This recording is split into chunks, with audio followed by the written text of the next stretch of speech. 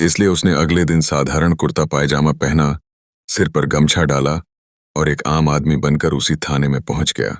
थाने में करणवीर राठौड़ और उसका चमचा हवलदार राजू चाय पी रहे थे। आदित्य डरते हुए अंदर गया। साहब, मुझे एक शिकायत लिखवानी है। करणवीर ने ऊपर से नीचे देखा। क्या हुआ भाई? कल बाजार में आपने एक बूढ़ी औरत की नींबू की टोकरी फेंक दी थी। मैं उसका बेटा हूं। कर्णवीर और राजू जोर से हंसे। ओह, तो तू उस बुढ़िया का बेटा है। चल भाग यहां से। कोई एफआईआर नहीं लिखी जाएगी। ज्यादा बकबक की तो तुझे ही अंदर कर दूंगा। आदित्य वहीं खड़ा रहा। मैं बिना शिकायत लिखवाए नहीं जाऊंगा। तभी बाहर गाड़ियों की आवाज आई। एक के बाद एक लाल बत्ती वाली गाड़ियां थाने के सामने रुकीं। उसमें से एसपी साहब, एएसपी, डीएसपी और कई बड़े अफसर उतरे। सब अंदर आए और चुपचाप आदित्य के पीछे लाइन में खड़े हो गए। कर्णवीर की हंसी रुक गई।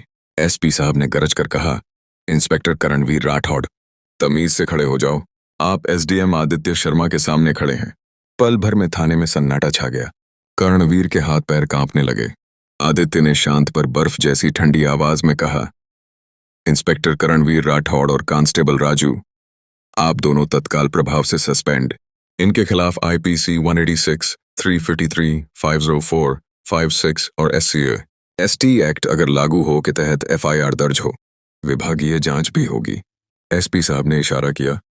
दोनों की बेल्ट और स्टार उतरवा दिए गए। बाहर निकलते वक्त आदित्य ने अपनी माँ को फोन किया। माँ, अब आपको नींबू बेचने की जरूरत नहीं, घर आ जाओ। रज्जो ताई हंस दी। बेटा, मुझे नींबू बेचने में मजा आता है, लेकिन अब मैं सिर्फ घर के लिए बेचूंगी। पर कहानी यहीं खत्म नहीं हुई। 3 दिन बाद रात को आदित्य के फोन पर अनजान नंबर से आया। बदली हुई आवाज आई। एसडीएम साहब, बहुत शेर बनते हो। नींबू वाली बुढ़िया को बचाने चले थे। अब देखो अगला नंबर उसका है। आदित्य ने तुरंत कॉल ट्रेस करवाई।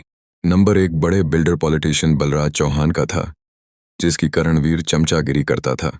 बलराज चौहान ने सोचा था कि एसडीएम डर जाएगा, लेकिन उसने गलत आदमी को चुन लिया। आदित्य ने चुपचाप एक स्टिंग ऑपरेशन प्लान किया। बलराज लालच में आ गया। मीटिंग फिक्स हुई एक फार्म हाउस पर। जैसे ही बलराज ने पैसे लिए और कहा, अब उस एसडीएम को सबक सिखाना है, उसकी मां को उठवा लेंगे, पुलिस ने छापा मार दिया। पूरी बात रिकॉर्ड हो चुकी थी।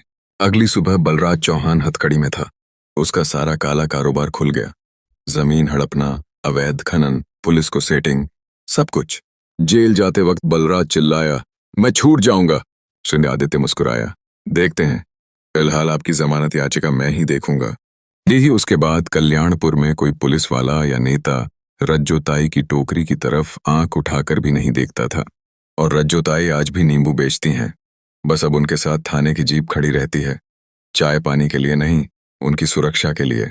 जब अभिमन्यु की छुट्टी पड़ती है तो पूरा परिवार साथ बैठता है। रज्जोताई नींबू का अचार बनाती हैं और हंसते हुए कहती हैं, देखो मेरी लाठी नींबू की टोकरी ने भी कमाल दिखा दिया। तो दोस्तों, ये कहानी पूरी तरह काल्पनिक है। कोई भी चरित्र या घटना वास्तविक नहीं है। बस इतना संदेश है, माँ की इज्जत से बड़ा कुछ नहीं। और अगर बेटा बेटी सही जगह पर हैं तो अन्याय ज्यादा दिन नहीं टिकता। अगर आपको ये नई कहानी पसंद आई तो लाइक शेयर जरूर करें। कमेंट में बताइए आपको आदित्य का कौन सा दांव सबसे दमदार लगा। धन्यवाद।